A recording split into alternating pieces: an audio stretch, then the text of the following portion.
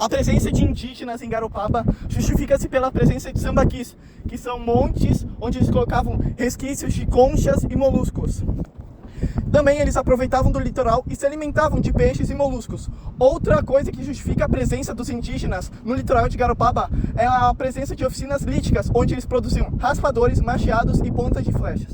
Com o passar do tempo, houve mudanças muito significativas na população sambaqueiras, como a influência dos indígenas tupis-guaranis sobre a região e também sobre os indígenas que são conhecidos como moldadores de argila. Isso comprova que o litoral catarinense e Garopaba não era um ambiente vazio, e sim muito povoado pelos indígenas. Hoje, muitos desses sítios foram alterados com as minerações e urbanizações crescentes, o que dificulta muito a pesquisa sobre os indígenas nessa região. E agora eu vou passar para o meu colega Pedro Wagner, que está localizado no outro extremo do Rio Grande do Sul, localizado em Santana do Livramento.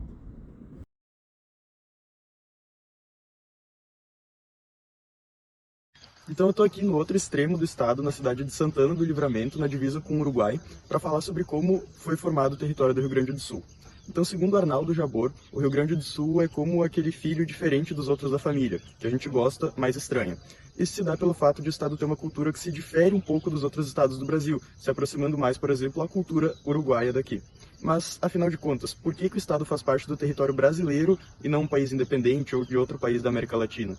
Os primeiros a chegar no Rio Grande do Sul foram os espanhóis, no início do século XVI, o que faz sentido, já que o território pertencia à América Espanhola pelo Tratado de Tordesilhas. Isso só veio a mudar lá pelo ano de 1676, quando foi fundada a cidade de Laguna, no limite português do tratado. No século XVIII, a coroa portuguesa iniciou um projeto com a Ilha dos Açores. A Ilha dos Açores passava por um momento de dificuldade econômica marcada pela infertilidade da terra. Então muitos casais açorianos foram mandados para Santa Catarina como Laguna como destino principal. Mais ou menos pelo ano de 1750, os açorianos que estavam no estado de Santa Catarina e principalmente na cidade de Laguna começaram a descer para o território que atualmente é o Rio Grande do Sul, fundando cidades como Viamão e também Porto Alegre.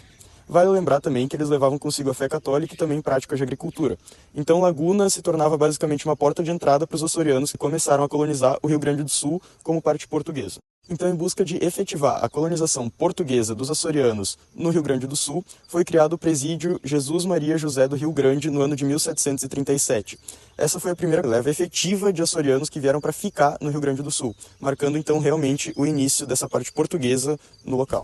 Então, nos anos seguintes, foram fundados Porto Alegre e Viamão, como dito, e também outras vilas, e começou o povoamento do Rio Grande do Sul como território português.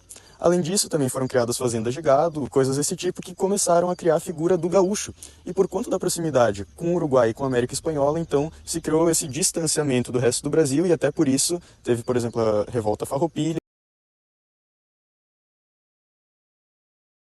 A Orla de Garopaba apresenta o formato de uma enseada, resultado direto de processos geológicos iniciados há cerca de 200 milhões de anos, quando ocorreu a separação do supercontinente Pangeia, que originou os atuais continentes da América e da África. Esse processo tectônico provocou fraturas na crosta terrestre, gerando falhas e rebaixamentos que mudaram o litoral sul brasileiro. Com o passar do tempo, a ação das ondas, ventos e correntes marinhas intensificou o desgaste das rochas mais frágeis, esculpindo a enseada. Assim, a configuração atual da orla reflete a combinação entre a origem tectônica e a contínua atuação de processos erosivos e disposicionais. O estuário é uma zona alagada, caracterizada como um ambiente de transição, sendo o local onde o fluxo de água dos rios encontra a água salgada do mar.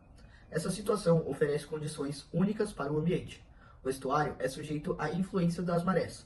Assim, sofre alterações constantes de temperatura e salinidade. Uma outra característica importante é o fato dos estuários serem um dos ambientes mais produtivos do planeta. Isso ocorre porque as águas carregam grande quantidade de nutrientes e matéria orgânica. Em relação à formação rochosa do local, podemos citar a formação das rochas sedimentares e basálticas. As rochas sedimentares são formadas a partir do intemperismo de rochas pré-existentes, ou seja, a partir do vento e da água ocorre o transporte de minerais, entre outros, em novas camadas. Com o passar do tempo, as camadas superiores compactam as camadas inferiores, formando assim as rochas sedimentares. A formação das rochas basálticas é dada pela solidificação e resfriamento do magma.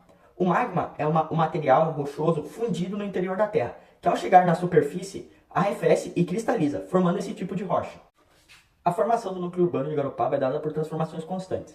Inicialmente, ela foi habitada pelos índios Carijó, de etnia Guarani, que realizavam atividades como pesca, agricultura e caça. A partir do século XVII, ela foi colonizada pelos imigrantes açorianos. Esses imigrantes, no ano de 1666, formaram um povoado que, com o passar do tempo, deu origem à Armada de São Joaquim, em 1793, que possuía a caça de baleia como economia principal. Dessa forma, a presença açoriana é percebida na arquitetura e na formação contemporânea da cidade de Garopaba, sendo a igreja de São Joaquim um ponto histórico presente na cidade. Além disso, a partir do ano de 2010, Garopaba teve um crescimento acentuado do número de habitantes. Esse crescimento tem ligação principal com o turismo, que movimenta a economia da cidade e cada vez mais vem crescendo durante os anos. Os colonizadores açorianos adaptaram-se ao clima litorâneo de Garopaba, explorando o mar como seu principal recurso. A caça às baleias era sua principal fonte econômica, que era quando eles juntavam pequenas embarcações, arpões e equipes especializadas para capturar os animais, extraindo seu óleo, além disso, os ossos e as carnes. Todos eram usados principalmente para iluminação e construção de casas, que era a parte do óleo, e os ossos e as carnes serviam para diversos outros fins. Além disso, praticavam pesca artesanal e agricultura de subsistência, e também construíram suas casas com materiais encontrados na região, como, por exemplo, pedras, barro e cal. Então, essa interação entre cultura açoriana e ambiente moldou profundamente a identidade e o espaço urbano de Garopaba. Formas de economia locais. Aqui nós podemos citar que a pesca é a principal fonte econômica da região, sendo a anchova e a tainha os peixes mais pescados. Além disso, o turismo exerce uma grande influência na economia local. Segundo a imobiliária Crédito Real, somente no período de veraneio, cerca de 150 mil turistas visitam a cidade. E, em comparação ao PIB, aproximadamente 67% advém do setor de serviços e, em sequência, 20,5% advém da administração pública. Além do citado, a cidade de Garopaba também é famosa devido à grande quantidade de baleias que se deslocam para a região litorânea somente no período de veraneio com um simples propósito de acasalamento. Antigamente eram realizadas excursões e passeios para os turistas poderem ver as baleias mais de perto. No entanto, devido às questões de proteção ambiental, essa prática não é mais realizada atualmente.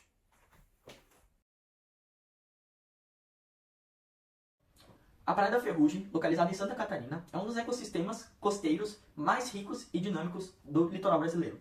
Sua grande extensão de terra marinha e também sua formação rochosa auxilia para uma grande diversidade de espécies. As ondas e as marés constantes promovem uma melhor oxigenação da água. Assim, ocorre uma dispersão maior de nutrientes.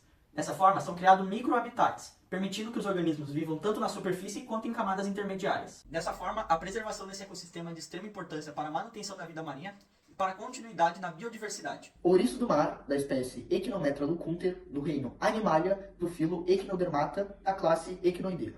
O ouriço do mar é um invertebrado que vive nas áreas rochosas da Praia da Ferrugem. Possui corpo esférico, espinhos rígidos e pés com ventosas que o ajudam a se mover e fixar-se nas pedras. Seu esqueleto é calcário e sua simetria é radial, é típica dos equinodermos. Alimenta-se principalmente de algas, raspando-as nas rochas com a lanterna de Aristóteles, uma estrutura bucal especializada. Esse comportamento controla o crescimento das algas e mantém o equilíbrio entre as espécies. Além de controlar a vegetação marinha, o ouriço contribui para a ciclagem de nutrientes, pois seus resíduos alimentam micro-organismos e invertebrados. Também serve de alimento para peixes e aves, fazendo parte de uma importante rede trófica. Por ser sensível à poluição, é considerado um bom indicador da qualidade da água. Sua presença é essencial para o equilíbrio ecológico e para a saúde ambiental da Praia da Ferrugem. A alga alface, denominada Uva lactuta, do reino protista, do filo Chrolophyta e da classe Ulvophyceae, também é denominada alface do mar. É uma água verde comum nas rochas das ferrugens. Ela possui lâminas finas, translúcidas e também uma cor verde intensa devido à produção de clorofila. Ela produz oxigênio e é de extrema importância para a biodiversidade marinha. Ela vive aderida às rochas ou à areia, o que a torna resistente a diversos tipos de marés e ondas. Além de produzir oxigênio, ela também serve de alimentos para moluscos, ouriços e crustáceos. Também cria abrigo para pequenos animais marinhos e outros tipos de peixe. A sua decomposição gera matéria orgânica, enriquecendo o solo e também auxiliando no processo de retenção dos sedimentos. Dessa fórmula, ela é vital tanto para a cadeia alimentar quanto para o mantimento da biodiversidade na Praia da Ferrugem. Alga vermelha, Chondrus crispus, reino protista, filo Rhodophyta, classe Florideophyceae. As algas vermelhas vivem em regiões mais profundas da ferrugem e têm pigmentos especiais, como a ficoeritrina, que permitem a fotossíntese mesmo com pouca luz. Apresentam estrutura ramificada e flexível, adaptando-se bem às correntes marítimas. São produtoras de oxigênio e formam colônias densas que oferecem abrigo e alimento para diversos organismos, como larvas de peixes e pequenos invertebrados. Essas algas são importantes bioindicadoras da qualidade da água, pois são sensíveis à poluição e às mudanças ambientais. também participam da reciclagem de nutrientes, servindo de base para micro-organismos e outros seres do fundo do mar. Sua preservação é essencial para manter a biodiversidade e o equilíbrio ecológico da Praia da Ferrugem, pois sustentam grande parte da vida marinha do local. A Praia da Ferrugem, em Santa Catarina, é um ecossistema costeiro rico e delicado, onde cada organismo desempenha um papel insubstituível na manutenção do equilíbrio ambiental. O ouriço do mar, ao controlar o crescimento das algas e servir de alimento para os predadores, atua como regulador da comunidade bentônica. As algas, verdes e vermelhas, são fundamentais como produtores primários, fornecendo oxigênio, alimento e abrigo para uma grande diversidade de espécies marinhas.